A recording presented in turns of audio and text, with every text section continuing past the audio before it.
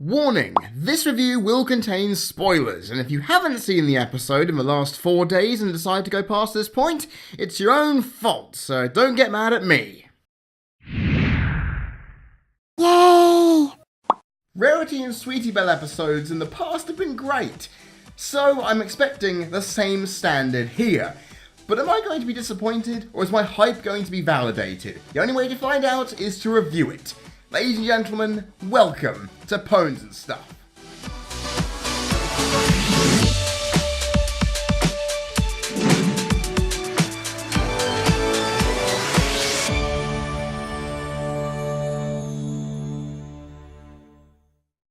Comparing this episode to Sisterhood Social is something that many will do, as the story focuses on Rarity and Sweetie Belle's relationship as sisters. But instead of emphasising Rarity neglecting Sweetie Belle's wants and needs, it focuses on Rarity's desire to receive gratitude for her efforts in pleasing her own nostalgia for Sweetie Belle's innocent youth, alongside a contrasting maturity that the younger sister has subsequently embraced. In my opinion, Forever Philly feels more like Sisterhood Social's sequel than an episode with a reused plot. I say this because the story contains themes such as coming of age, growing up, and the acceptance of change, which acts profoundly as a great piece of character development and continuity for both characters, showing just how much they've changed since that season 2 episode some 2 in-show years ago. And the fact is, it has a lot of emotional weight that is quite heavy to bear, so logically, it would have some successes and failings along the way. Those successes are primarily in the writing and the message, with the latter utilising those aforementioned themes to bolster its moral by interweaving itself throughout the plot to ensure it feels watertight and runs smoothly,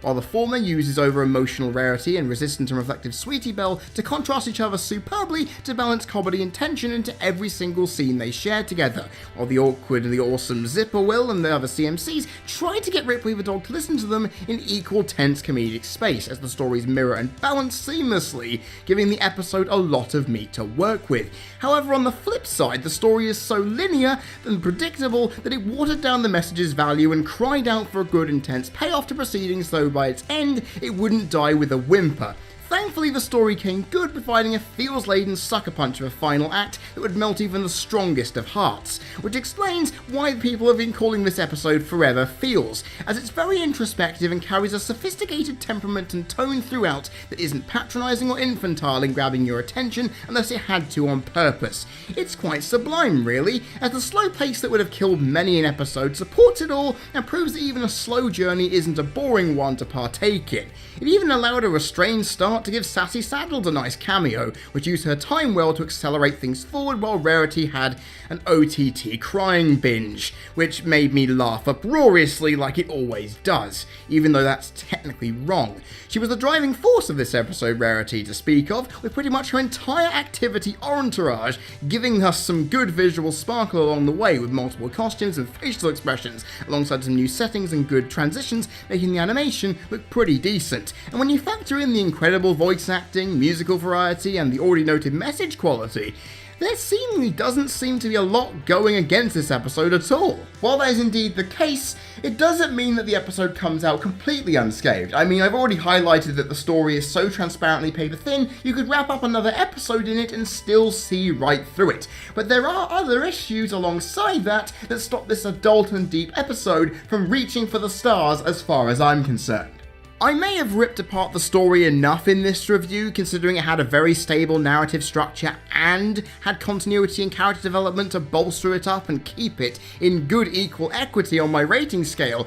It was so blunt in delivering its themes at times that it got quite tiresome to watch, especially when subtlety was needed to convey the heaviness of its subject matter effectively. The music, while showing variety and power, was a little hammy at times, proving to be too overblown to match up with the scenes, and it sapped the power out of them, especially ones involving Rarity going a bit crazy like her OTT crying, which I was already again still laughing at. Speaking of Tabitha St. Germain's vocal performance, while it seemed great, it had a higher pitch or octave than normal, which you could put down to a mixing issue, but it also made Rarity's excitable attitude much more grating than it should have. The animation, while showing off a lot, didn't have as much in it as the characters' writing and performances took centre stage, although it did enough to fill a slice of life episode with vibrancy, but didn't pull out a lot of showstoppers shoppers outside of Chip Cutter's unbelievable statue unveiling to make the sum of its parts live not too long in the memory. Speaking of our new chiseling friend, I felt his character didn't really add much, except for padding out the CMC's involvement,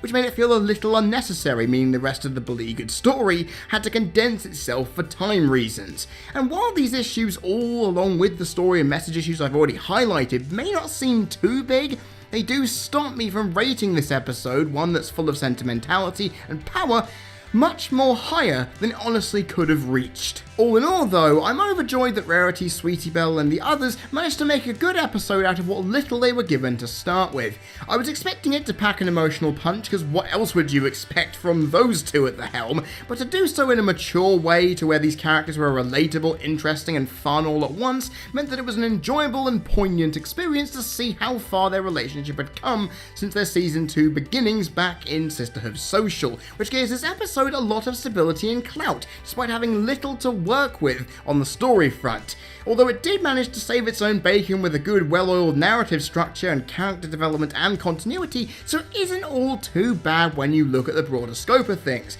It also had a strong message let down by its predictability and enough animation and musical elements coming together to show that with little effort,